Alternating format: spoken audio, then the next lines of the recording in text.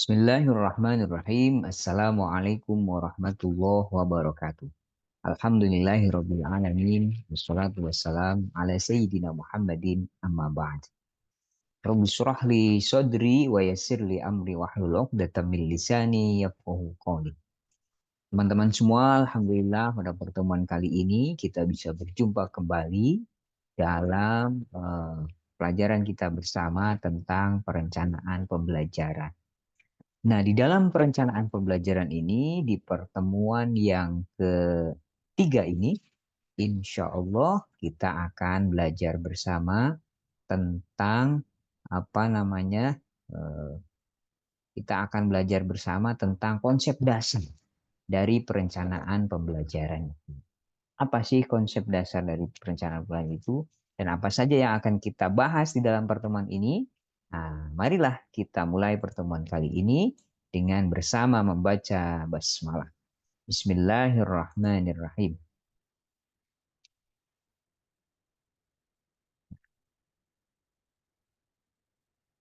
Konsep dasar perencanaan pembelajaran kali ini kita akan bersama membahas tentang pertama, hakikat perencanaan pembelajaran itu sendiri.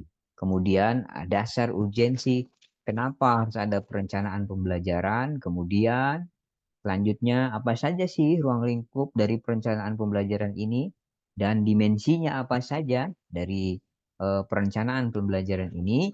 Ya, kemudian yang kelima, apa sih fungsi dari perencanaan pembelajaran ini? Yang terakhir, manfaat dari perencanaan pembelajaran. Kita bahas sebab yang pertama, ada yang disebut dengan hakikat perencanaan pembelajaran. Sebelum kita ke hakikat perencanaan pembelajaran, kita tahu bahwa belajar itu merupakan sebuah proses dan aktivitas yang selalu dilakukan dan dialami manusia sejauh manusia itu di dalam kandungan. Sejak manusia ada di dalam kandungan, buayan tumbuh berkembang dari anak-anak, kemudian ke remaja, sehingga menjadi dewasa sampai ke liang lahat. Ini sesuai dengan prinsip pembelajaran sepanjang hayat.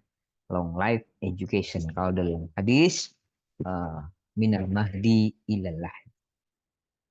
Nah, maka untuk mencapai tujuan pembelajaran yang telah ditetapkan, itu perlu adanya upaya-upaya peningkatan. Salah satunya dengan menyusun perencanaan pembelajaran yang yang baik. Nah, perencanaan ini merupakan sebuah penyusunan langkah-langkah kegiatan yang akan dilaksanakan untuk mencapai tujuan yang telah ditetapkan.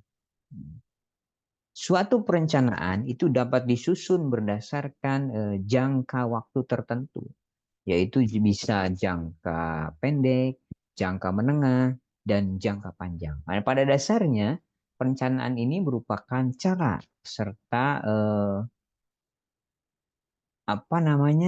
proses penentuan tujuan yang akan dicapai dan dimenetapkan cara serta sumber yang diperlukan untuk mencapai tujuan tersebut. Di dalam hal ini diperlukan kematangan intelektual dari para perencana sehingga nanti perencanaan yang dihasilkan itu dapat menjadi suatu pedoman pengajaran. Teman-teman semua, kalau kita lihat bahwa perencanaan di dunia pendidikan ini memerlukan suatu pendekatan yang rasional ke arah tujuan yang telah ditetapkan. Maka dengan demikian, perencanaan akan mampu menjadi sebuah acuan bagi pelaksanaan suatu kegiatan. Di dalam suatu pelaksanaan, ada dua hal yang penting. Nah, dua hal yang penting yaitu arah dan prosedurnya. Arah dan prosedur atau langkah-langkah yang ditetapkan di dalam proses perencanaan, ini sangat penting. Arah dan prosedur atau langkah-langkah. Di samping itu, langkah-langkah tersebut juga harus diorganisir dengan baik sehingga didapat berjalan kemudian secara seimbang dan pada akhirnya akan mampu mencapai sasaran yang telah ditetapkan. Nah, itu dua hal penting dalam perencanaan pembelajaran. Nah, sekarang apa sih hakikatnya? Hakikat dari perencanaan pembelajaran ini. Hakikat dari perencanaan pembelajaran ini, kalau kita lihat, ini menurut Ulbert Silalahi, gitu ya, bahwa perencanaan pembelajaran ini banyak pendapat tentang perencanaan, arti dari perencanaan itu sendiri. Pertama, menurut Ulbert Silalahi, perencanaan ini merupakan sebuah kegiatan menetapkan tujuan serta merumuskan dan mengatur pendayagunaan manusia, informasi, finansial, metode, dan waktu untuk memaksimalisasi efisiensi dan efektivitas pencapaian tujuan. Nah, yang kedua ini ada menurut William H. Newman di dalam Abdul Majid yang mengatakan bahwa perencanaan itu merupakan satu hal menentukan apa yang akan dilakukan. Ini perencanaan. Menentukan apa yang akan dilakukan. Perencanaan ini mengandung rangkaian-rangkaian putusan yang luas dan penjelasan-penjelasan dari tujuan. Penentuan kebijakan nantinya, penentuan program, penentuan metode-metode dan prosedur tertentu, dan penuntunan kegiatan berdasarkan jadwal sehari-hari. Itu makna dari perencanaan menurut William Newman. Nah, banyak sekali arti dari perencanaan ini. Maka kalau kita ambil sebuah kesimpulan dari dua pendapat tadi, bahwa perencanaan itu bisa kita artikan sebagai sebuah kegiatan menentukan tujuan, serta merumuskan serta mengatur pendayagunaan sumber-sumber daya yang ada, informasi, finansial, metode, waktu yang diikuti dengan pengambilan keputusan serta penjelasannya nanti. Nah, itu tentang bagaimana pencapaian tujuan, bagaimana penentuan kebijakan, penentuan program, penentuan metode-metode dan prosedur tertentu, dan penentuan jadwal pelaksanaannya, bahkan ke jadwal pelaksanaan kegiatannya. Nah, itu perencanaan.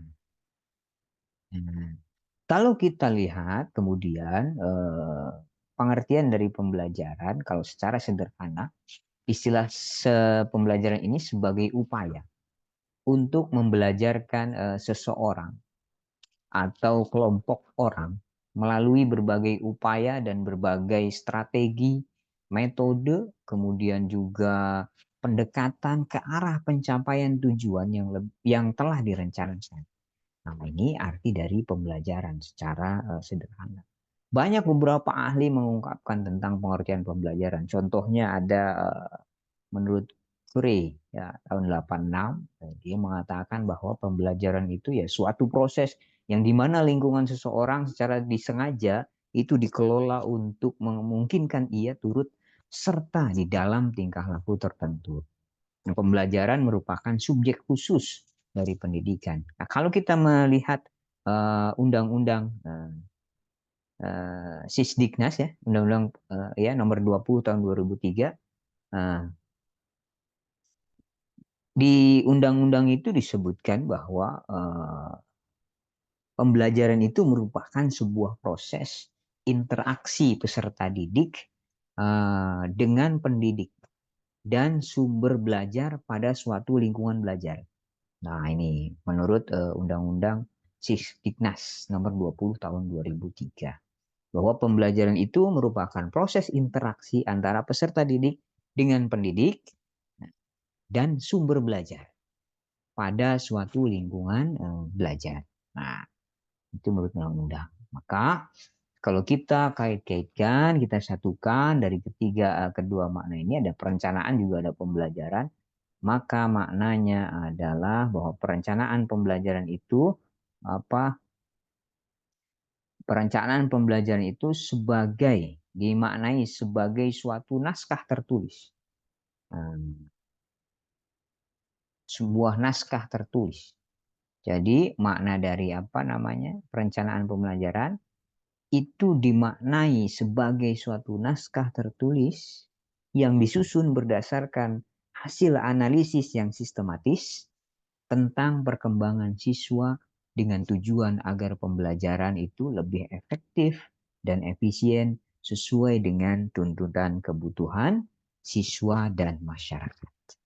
Nah, itu hakikat dari perencanaan pembelajaran. Nah, kalau kita melihat pendapatnya Majdi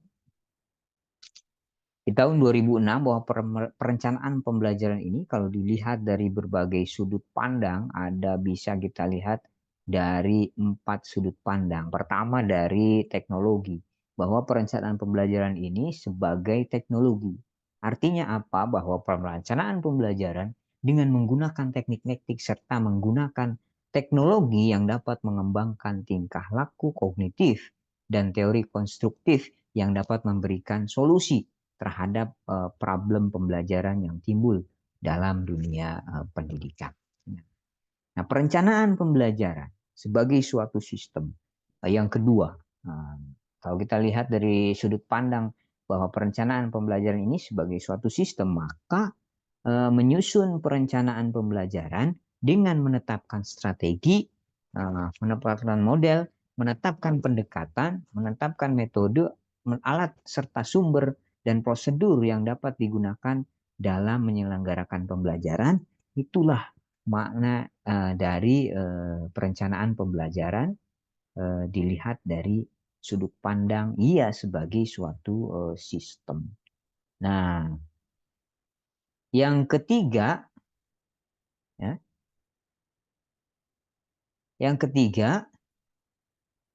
perencanaan pembelajaran itu bisa dilihat dari sudut pandang bahwa ia itu sebagai sebuah disiplin ilmu. Artinya apa? Artinya bahwa perencanaan pembelajaran ini merupakan cabang dari pengetahuan yang senantiasa memperhatikan hasil-hasil penelitian di bidang pendidikan. Nah, pembelajaran dan konsep-konsep yang berkembang serta strategi pembelajaran yang dikembangkan dan diimplementasikan dalam perencanaan pelaksanaan pembelajaran. Itu kalau kita lihat perencanaan pembelajaran sebagai sebuah disiplin ilmu, bahwa perencanaan pembelajaran ini dipandang sebagai sebuah cabang dari pengetahuan yang senantiasa memperhatikan hasil-hasil penelitian di bidang pendidikan dan pembelajaran. Nah, selanjutnya yang keempat, sudut pandang yang keempat bahwa perencanaan pembelajaran itu dipandang sebagai suatu proses. Artinya bahwa pengembangan pembelajaran secara sistematik yang digunakan secara khusus atas dasar konsep-konsep pembelajaran untuk menjamin pembelajaran. Di dalam perencanaan ini dilakukan analisis kebutuhan di proses ini ya. Kalau kita lihat perencanaan pembelajaran sebagai sebuah proses.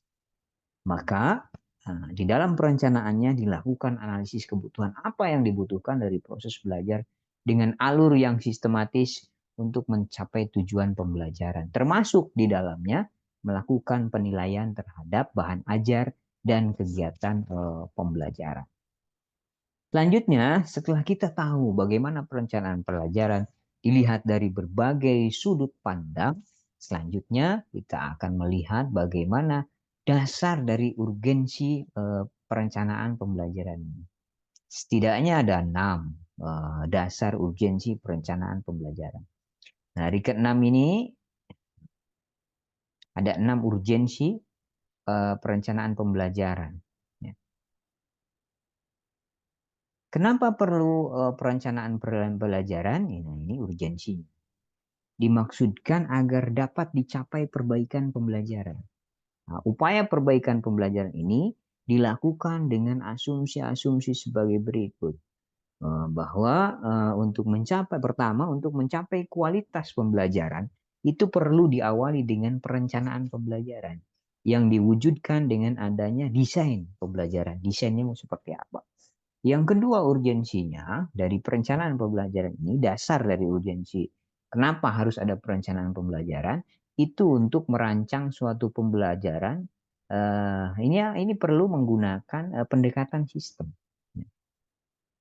Yang ketiga urgensinya adalah bahwa perencanaan desain pembelajaran itu diajukan pada bagaimana seseorang belajar. Jadi melihat bagaimana seseorang belajar, maka Disusunlah nanti menjadi perencanaan pembelajaran untuk memenuhi kebutuhan belajarnya. Yang keempat, nah, dasar urgensi dari perencanaan pembelajaran ini untuk merencanakan suatu desain pembelajaran diajukan pada siswa secara perorangan. Nah, jadi kita melihat bagaimana si siswa itu sebagai sebuah individu, maka kita rancang sebuah desain eh, karena kebutuhan si siswa itu berbeda-beda. Nah, yang kelima, kenapa harus ada perencanaan pembelajaran? Urgensinya apa sih? Nah, yang kelima, pembelajaran yang dilakukan ini nanti akan bermuara pada ketercapaian tujuan pembelajaran. Maka dalam hal ini akan ada tujuan langsung pembelajaran dan tujuan pengiring dari pembelajaran. Nah, ini urgensinya. Ada tujuan langsung pembelajaran dan tujuan pengiring. Ada kurikulum yang apa namanya? Tujuan inti dan tujuan yang apa sebagai pengiring, tujuan primer dan tujuan sekundernya. Nah, selanjutnya yang keenam, urgensi dari perencanaan pembelajaran ini. Kenapa penting itu ya? Nah, yang keenam, karena ya sasaran akhir dari perencanaan desain pembelajaran adalah mudahnya siswa untuk belajar. Itu urgensinya. Kenapa kemudian ada perencanaan pembelajaran? Ya, karena sasaran akhirnya dari perencanaan desain pembelajaran ini, ya mudahnya siswa untuk belajar, mudahnya siswa untuk memahami apa yang disampaikan oleh guru. Maka ya pembelajarannya harus direncanakan dengan baik. Itulah urgensi dari perencanaan pembelajaran. Selanjutnya, setelah kita mengetahui apa saja dasar urgensinya, nah, selanjutnya kita akan belajar ruang lingkup. Ruang lingkup, salah ketik. Ya. Ruang lingkup perencanaan pembelajaran. Ya. Ruang lingkupnya apa saja sih dari perencanaan pembelajaran ini? Nah, ruang lingkupnya kalau kita lihat bahwa perencanaan pembelajaran ini merupakan satu tahapan di dalam proses pembelajaran. Nah, perencanaan ini menjadi penting. Kenapa menjadi penting? Karena dapat berfungsi sebagai dasar, sebagai pedoman, sebagai pengendali, dan arah pembelajarannya mau kemana. Nah, maka perencanaan pembelajaran yang baik itu akan melahirkan proses pembelajaran yang baik pula. Nah, perencanaan pembelajaran ini kalau kita lihat merupakan sebuah kegiatan organisasi instruksional. Apa sih organisasi instruksional ini? Yang dimaksud organisasi instruksional yaitu perencanaan pembelajaran yang mengkoordinasikan komponen-komponen pembelajaran eh, atau disebut dengan desain instruksional. Jadi organisasi instruksional ini itu perencanaan pembelajaran mengkoordinasikan komponen-komponen pembelajaran atau disebut dengan desain instruksional. Apa saja komponen-komponen itu? Komponen dari organisasi instruksional yang pertama ada tujuan pembelajaran, kemudian yang kedua materi pembelajaran, yang ketiga metode pembelajaran, yang keempat langkah-langkahnya. Nah, dari interaksi pembelajaran, kemudian yang kelima ada sumber belajar yang digunakan, dan yang keenam ada evaluasi pembelajaran. Itulah enam komponen organisasi instruksional yang dimaksudkan sebagai kegiatan yang bisa kita sebut perencanaan pembelajaran, yang merupakan kegiatan perencanaan pembelajaran atau nama lain kegiatan organisasi instruksional. Nah, setelah kita mengetahui bahwa ada ruang lingkup perencanaan pembelajaran, selanjutnya ada dimensinya. Dimensi perencanaan pembelajaran. Dimensi ini apa sih? Nah, gitu ya. Nah, dimensi ini hal-hal yang harus dipertimbangkan di dalam penyusunan perencanaan pembelajaran. Hmm. Ini menurut Sugiyar. Ada 9 kira-kira. Pertama, ada signifikansi. Apa artinya signifikansi? Bahwa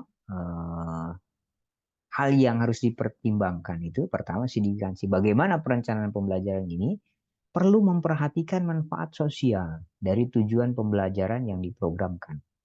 Nah, pengambilan keputusannya ini perlu memiliki dasar yang jelas, menunjukkan cara penilaiannya.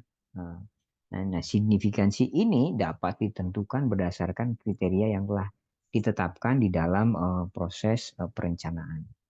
Nah, ada manfaat sosial signifikan atau tidak. Jadi itu manfaat sosial dari tujuan pembelajaran yang diprogramkan. Yang kedua, dimensi dari perencanaan pembelajaran ini atau hal-hal yang harus dipertimbangkan dalam penyusunan pembelajaran ini adalah yang kedua, relevansi. Artinya apa? Bahwa perencanaan pembelajaran ini memungkinkan penyelesaian persoalan secara spesifik. Secara spesifik bisa memungkinkan penyelesaian persoalan secara lebih spesifik atau waktu yang tepat agar dapat dicapai tujuan spesifik secara opsional, secara optimal, gitu ya.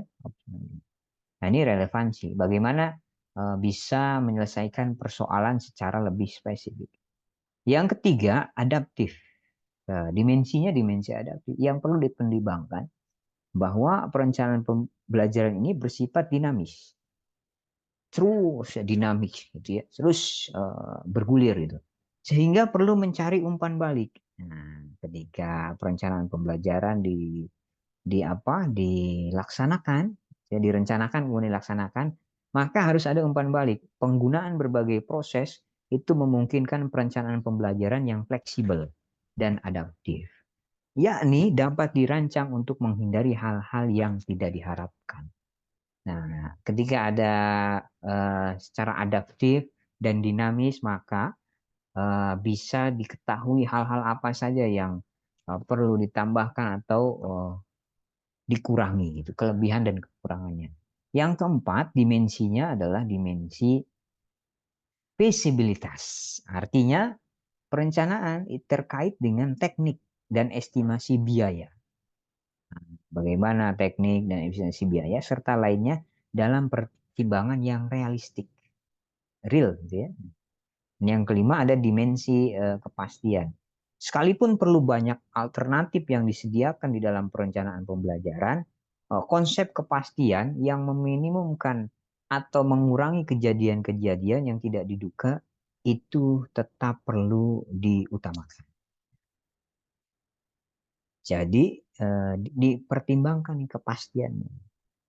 Ada plan A, plan B dalam perencanaan pembelajaran. Ya. Konsep kepastian. Konsep kepastian ini kemudian meminimum, mengurangi kejadian-kejadian yang tidak diduga. Maka ya direncanakan dengan sebaik-baiknya. Yang keenam ada ketelitian. Prinsip ini hendaknya diperhatikan agar perencanaan pembelajaran disusun dalam bentuk yang sederhana dan sensitif terhadap kaitan-kaitan antara komponen pembelajaran. Berbagai alternatif perlu disediakan sehingga mudah alternatif mana yang paling efisien nanti. Itu dari segi ketelitian. Yang ketujuh ada waktu, dimensinya dimensi. Maka dalam perencanaan pembelajaran itu harus memperhatikan hal yang dipertimbangkan. Yang ketujuh adalah waktu. Bagaimana perencanaan pembelajaran dapat memprediksi kebutuhan masa depan dengan tetap memerhatikan dan bertumpu pada realitas kekinian. Jadi bisa memprediksi apa? Memprediksi kebutuhan masa depan ini apa? Gitu. Makanya direncanakan, kebutuhan masa depan ini anak-anak harus bisa sudah bisa nih di zaman sekarang ya karena kemajuan teknologi gitu ya. sudah harus bisa menggunakan perangkat ya artificial intelligence itu misalkan ya, kecerdasan buatan. Ya, kedelapan ada dimensi pemantauan. Artinya bahwa pemantauan atau monitoring ini merupakan sebuah proses dan prosedur untuk mengetahui apakah komponen yang ada itu berjalan sebagaimana mestinya.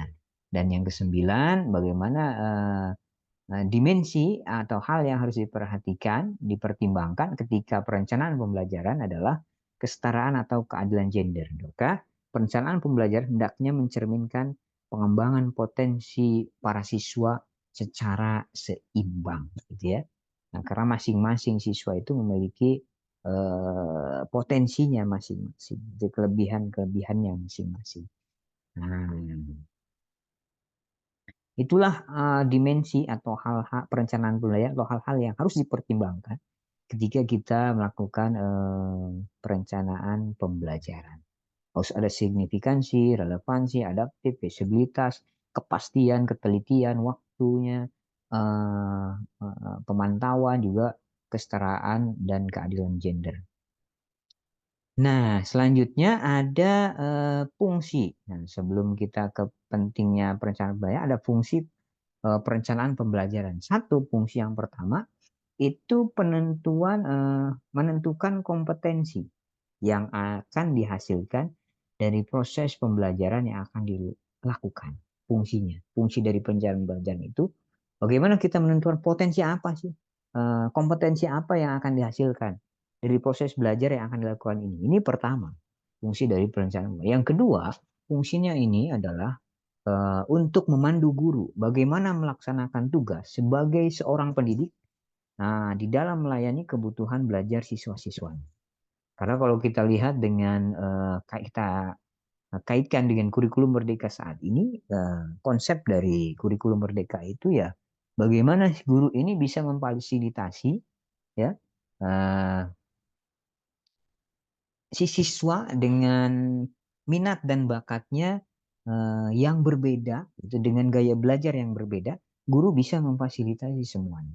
Nah, itu apa namanya prinsip dasar dari eh, kurikulum merdeka. Guru diberikan keleluasan untuk bisa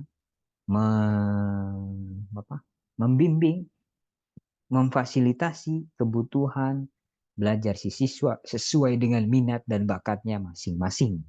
Nah, itu. Yang ketiga, fungsi perencanaan pembelajaran itu sebagai sebuah pedoman kegiatan guru di dalam mengajar dan pedoman bagi para siswa juga dalam kegiatan belajar yang disusun secara sistematik dan sistemik. Sistematis, disusun secara sistematis dan sistemik. Nah, yang keempat, fungsi dari perencanaan pembelajaran ini adalah untuk membantu pencapaian suatu sasaran secara lebih ekonomis. Kalau direncanakan, maka sudah barang tentu diperhatikan juga bagaimana dari sisi keekonomisan, gitu ya, tepat waktunya, memberi peluang untuk lebih mudah dikendalikan dan dipantau di dalam pelaksanaannya. Nah, inilah fungsi keempat dari pelaksanaan pembelajaran. Fungsi dari perencanaan pembelajaran. Dan yang selanjutnya, kenapa sih perencanaan pembelajaran ini penting, gitu ya? Nah, ini pentingnya perencanaan pembelajaran. Yang pertama, menunjukkan arah kegiatan. Menunjukkan arah kegiatan. Maksudnya apa menunjukkan arah kegiatan? Wah, manfaatnya.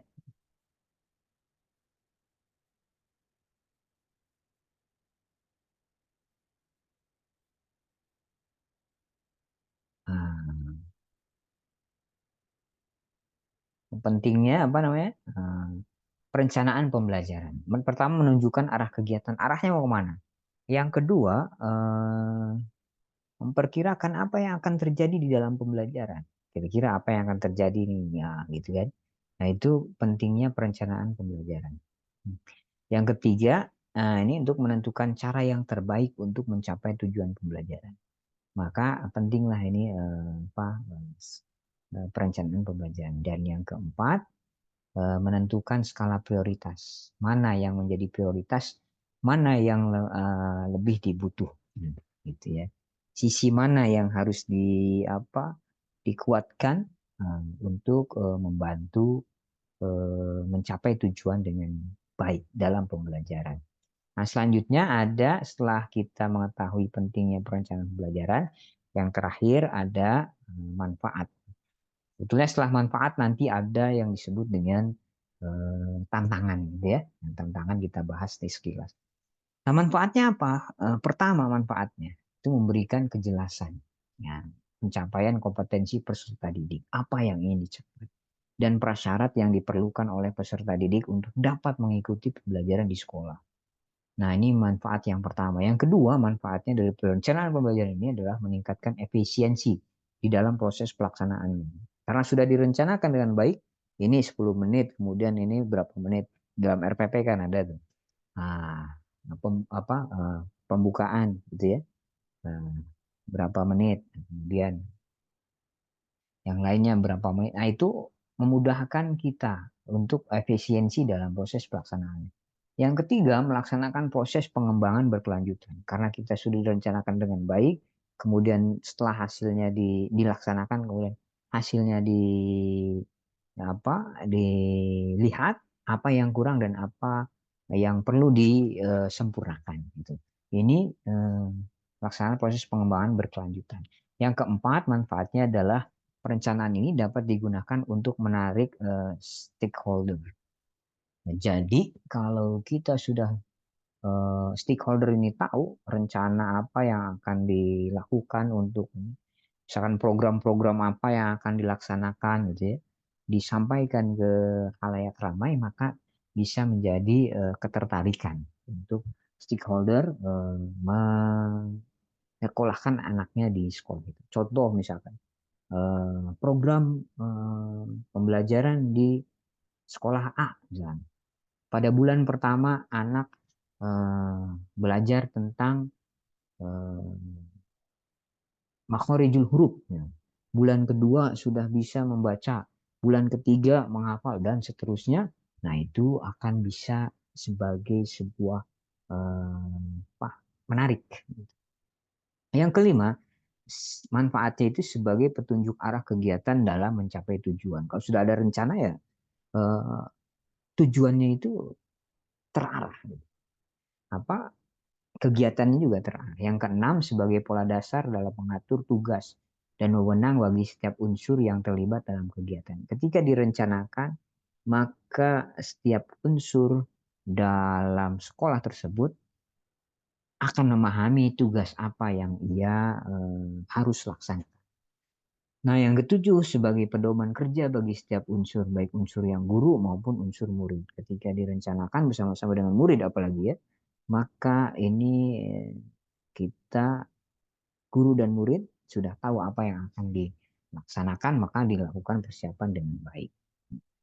Yang kedelapan, manfaatnya sebagai alat ukur efektif tidak suatu pekerjaan itu sehingga setiap saat diketahui ketepatan dan kelambatan kerja. Yang kesembilan, manfaatnya untuk bahan penyusun data agar terjadi keseimbangan kerja.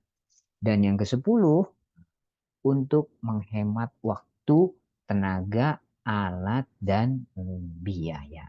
Kalau sudah direncanakan dengan baik, nah itu bisa menghemat waktu, tenaga, alat-alat, dan biaya. Itulah manfaat dari pembelajaran. Sebetulnya masih ada, setelah kita mengetahui manfaat dari pembelajaran, ada juga ada namanya tantangan, ya. Tantangan. Ada apa namanya ya tantangan dalam hambatan. Hambatan di dalam penyusunan suatu perencanaan pembelajaran. Ada masalah-masalah pokok yang akan terjadi biasanya yang harus diperhatikan dan dicarikan solusi dari pemecahannya. Pertama, arah atau tujuan pembelajaran. Nah, permasalahan ini sering muncul dalam perencanaan pembelajaran, masalah arah dan tujuan. Masalah yang sering terjadi dalam penentuan arah atau tujuan pengajaran terjadi dalam penurunan arah atau tujuan pengajaran bahwa rumusan masalah yang dibuat oleh guru itu terlalu luas, tidak operasional. Itu yang pertama, arah dan tujuan pembelajaran. Sehingga sulit diukur dan diobservasi yang berakibat tujuan pengajaran itu tidak dipahami oleh siswa. Tidak spesifik. Karena tidak dipahami oleh siswa, maka siswa lebih banyak mencoba menduga-duga tujuan pengajaran yang hendak dicapai dalam pengajaran. Maka harus disusun dengan secara spesifik. Apa yang akan kita pelajari, apa kompetensi yang akan kita dapatkan setelah belajar ini, ya, itu harus disampaikan juga kepada si siswa. Sehingga si siswa juga nanti di dalam belajar harapannya ya bisa mencapai target apa yang disampaikan. Yang kedua, ada apa namanya masalah pokok yang biasanya ditemukan di dalam perencanaan pembelajaran ini adalah evaluasi pembelajaran. Di dalam pelaksanaannya, di evaluasi pembelajaran ini sering muncul permasalahan. Nah, contohnya prosedur evaluasi yang tidak dikenal oleh siswa, yang berakibat evaluasi yang dilaksanakan tidak adil dan memuaskan para siswa. Nah, permasalahan lain itu rumusan instrumen penilaiannya tidak jelas, memiliki banyak makna sehingga mengaburkan alternatif jawaban, gitu ya, yang seharusnya dijawab. Atau alat penilaiannya yang dibuat secara sembarang dan kurang atau tidak memenuhi syarat validitas, tingkat reliabilitas yang rendah. Masalah ini yang berkaitan dengan evaluasi. Bahwa instrumen evaluasi yang dibuat itu sebaran tingkat kesukarannya itu kurang merata. Ini, gitu ya. Ini salah satu contoh masalah pokok yang terjadi di perencanaan pembelajaran. Bahkan menurut Prof. Azimadi Adja almarhum ya, hambatan di dalam perencanaan pembelajaran ini bisa datang dari siswa. Pertama dari siswa, juga dari guru. Siswanya bagaimana? Siswanya kurang mampu mengikuti pelajaran atau memiliki perbedaan individual. Beda apa namanya? Kemampuannya. Atau dari guru juga. Dari guru kurang berminat mengajar, faktor institusional. Terbatasnya ruang kelas misalnya. Atau juga laboratorium terbatas serta sarana dan prasarana yang terbatas. Nah, itu juga menjadi kendala-kendala atau hambatan-hambatan. Nah, maka sebagai penutup di dalam pembahasan ini bahwa disimpulkan bahwa perencanaan pembelajaran itu suatu naskah tertulis yang disusun berdasarkan hasil analisis sistematis tentang perkembangan siswa dengan tujuan agar pembelajaran lebih efektif dan efisien sesuai dengan tuntutan kebutuhan siswa dan masyarakat. Itulah perencanaan pembelajaran. Mudah-mudahan apa yang kita pelajari bersama ini bermanfaat dan bisa kita ambil manfaatnya dan kita terapkan di dalam perencanaan pembelajaran kita nanti. Mohon maaf atas segala kesalahan. Terima kasih. Akhirul kalam. Assalamualaikum warahmatullahi wabarakatuh. Mari kita tutup bersama dengan doa kifarat, dengan hamdalah dan doa kifarat. Alhamdulillahirabbil alamin. Subhanakallahumma bihamdika asyhadu an la ilaha illa anta astaghfiruka wa atubu ilaik. Assalamualaikum warahmatullahi wabarakatuh.